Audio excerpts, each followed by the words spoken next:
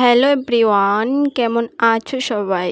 আশা করি সবাই ভালো আছো। আমিও আলহামদুলিল্লাহ ভালো আছি। তো আজকে নতুন একটা রেসিপি নিয়ে চলে আসছি তোমাদের সামনে। তো আমি এই যে মাংস রান্না করছি, তো কীভাবে রান্না করলাম, ঠিক আছে, রেসিপিটা তোমাদের সাথে শেয়ার করবো। তো ভিডিওটা তোমরা একদম শেষ পর্যন্ত দেখতে থাকো, ঠিক আছে। তো এই যে আমি প্রথমে মাংসটা ধুয়ে পেঁয়াজ কুচি কেটে আর কি সব পরিষ্কার করে একদম একটা ভাড়ায় রাখলাম, ঠিক আছে। এই যে রসুনগুলো ছাড়াচ্ছিলাম ওখান থেকে। তো একদম চলে আসলাম একটা কড়াইয়ের মধ্যে। তেল গরম করতে হবে ভালো করে, যতটা তেল লাগে আর কি, তোমরা যতটা তেল খাও, ঠিক আছে।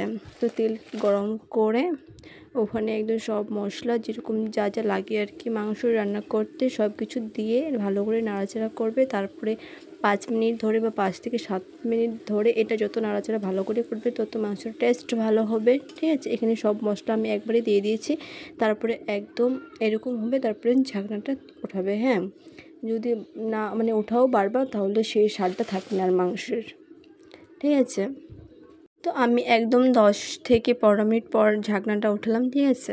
তো ঢাকনাটা ওঠার পর একদম এতই আমি টেস্ট হয়েছিল। তোমরা দেখতেই পাচ্ছ কালারটা কত সুন্দর এসেছে।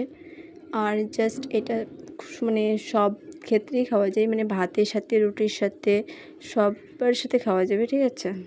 তো দেখতে পাচ্ছ কত সুন্দর ফাইনাল রেসিপিটা হলো আমার, ঠিক আছে। এটা জাস্ট সহজ, একদম খুব সহজ রেসিপি। তারপরে মাংস রান্না করার পর চলে আসছি আমি একদম ভাত রান্না করতে, ঠিক আছে। এই যে ভাত ওখানে বসিয়ে দিয়েছি, ভাতগুলো হচ্ছে আর আমি মোবাইল দেখছি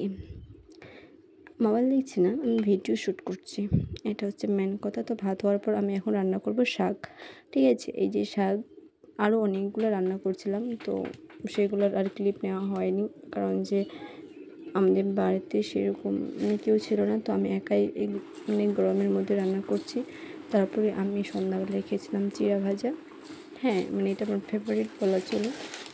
আর এটা আমার প্রিয় মানুষটারও ফেভারিট, ওর তো আরও বেশি ফেভারিট। এটা ভালো করে ইয়ামি করে মানে মেখে দিতে হবে আর কি।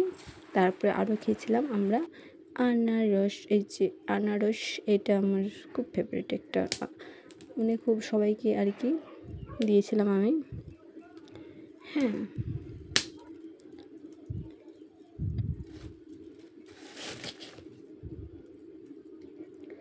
যদি ভিডিওটা ভালো লাগে তাহলে লাইক কমেন্ট শেয়ার করবা, ঠিক আছে।